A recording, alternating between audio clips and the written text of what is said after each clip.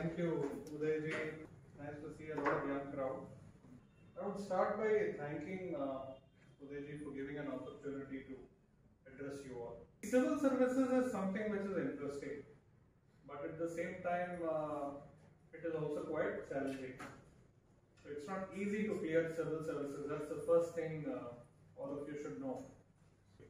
So preliminary exams is like a eliminator. 98% of the students who appear are eliminated. So if you have a vacancy of 1000 for a particular year, only 2 times or 3 times the vacancy are called for the interview. And only 10 times or probably 15 times that number appear for the mains exam. Less than 1% appear for the interviews. Out of the 5 lakh students, I can challenge you, 3 lakh students lose interest. I repeat, out of the 5 lakh students, 2 to 3 lakh students lose interest in this 15-month journey.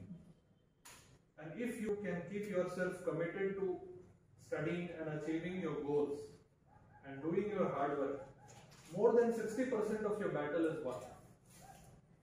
You can be rest assured that about 50% of the students prepare for civil services lose patience, get distracted, are afraid, somewhere lose their self-confidence and detach themselves from the goal and the study, and that is why they fail, not because of their capability or because the exam is very tough. So if you look at any such examination, it is only your temperament. Do you have your skills? IAS exams, I am repeating, are not tough. What makes these exams very challenging? Why is that people are afraid of these exams? Here you don't have a very clearly defined syllabus. You just have subjects, some kind of indicators. It never tells you, this is a subject, read this, I will ask you questions from that. No. It will just tell you a brief outline of this is the areas where you need to study, and they can ask you anything under the roof. But it is not rocket science, it is general science. They are not looking for people who are extraordinarily brilliant.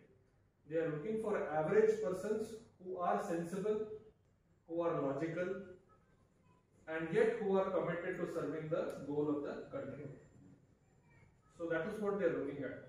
Over a period of time, do you have the capacity to withstand the pressure? So it's not very tough, but it is very challenging. A lot of pressure on you, mental pressure on you, physical pressure on you. Read newspapers a lot.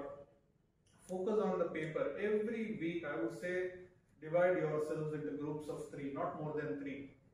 Groups of 3, and among the 3 of you, start solving papers. Last 15-20 years or UPSC paper block low. Every week you should solve. Every Sunday or every Saturday. There is nothing called Saturday, Sunday for you. Don't think आज Saturday आता है, Sunday आता है, छुट्टी में बोल दो, पढ़ी लो, एक को न पढ़ो. So form groups of 3, download all the question papers, straight away start solving question papers. So suppose you 3 of you are in a group, so you solve the question paper, finalize the answers, and you hand it over to him to evaluate. So he will write his answer, he will hand over to her to evaluate, and you hand over to her. So it's like a peer review. We form groups, everything is a group work, peer study, and at the same time there is also individual work. Within the 3 of us, there is a competition that I should better have. Outside the 3 of us, I have a competition that I should be better than each of you. So each of us has a secret hidden agenda to perform better than the others. Yet, we also work together to help each other. History, economics are actually low-hanging fruits. If you read business column in newspapers, you will have a lot of economic terms. You start working on them, put it on Google, start learning information about that. Start using your library for research. You'll realize that economics has become easy. You will have 10-15 questions easily. Generally, history they ask questions only from modern India, probably medieval India, after 1200s probably. That's all they'll ask. That's another low-hanging fruit of 10-15 questions. Then you can start looking at your geography. Physical geography is very interesting and easy, very highly scoring. Then you have constitution. Constitution is very, very complex, but not, I wouldn't say complex, very wide, but not very complex, but very, very wide. But if you can remember Constitution, that is about 10-15 questions. So if you strategize, it is not very difficult. Now, how do you strategize? How do you know what you have to study? There is only one way. Start preparing question papers. Look at question papers of last few years. You will have about 20 question papers from UPSC site itself. Then you will have some 20 question papers from different institutes. So civil services is a long time effort, very, very strategic effort. It's not something like a nuclear physicist has to do, or something like a law research, or something like rocket science. It is straightforward, very simple. The challenge is it's too wide, and you need to remember a lot, you need to analyze a lot. Perspectives matter. In mains examinations, they will give you a particular statement and say that, what is your opinion about it? Now, you can't be too critical about it, you can't be too positive for it. You are supposed to say why it is good and also why it is bad. So you analyze it from both perspectives and then give a conclusion which not only criticizes it but also appreciates it. Because there is every government, irrespective of which political affiliation that comes, that does not matter to us. But when a law is brought, it is brought by the assembly or the parliament, which is an elected house of representatives. So there is a good purpose behind it. But is there also a side effect of the law? It is like medicine, which we take. Medicine is for good purpose, but there are some side effects which everybody has. So you analyze all that and give a conclusion. So that's how mains examinations are done. For interview, you just have to be confident, present your true self, and tell them whatever they are asking in a very, very straightforward way.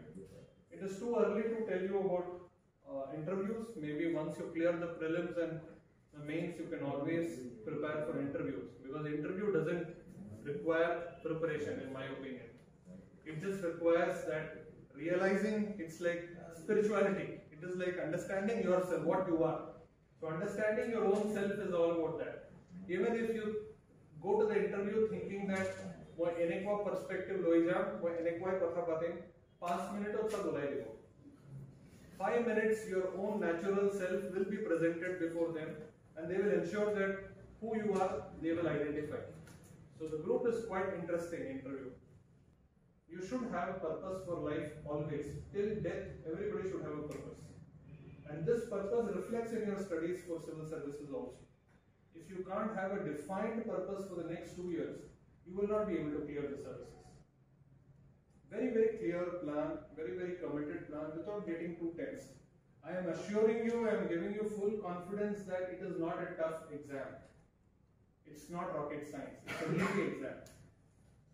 It is only tough from the perspective of whether you can withstand the mental pressure, whether you can remain cool, whether you can plan strategically, whether you will be very sincere in solving the question papers every week and assessing through a third party like your friend, and also analyzing what is your mistake and working on it.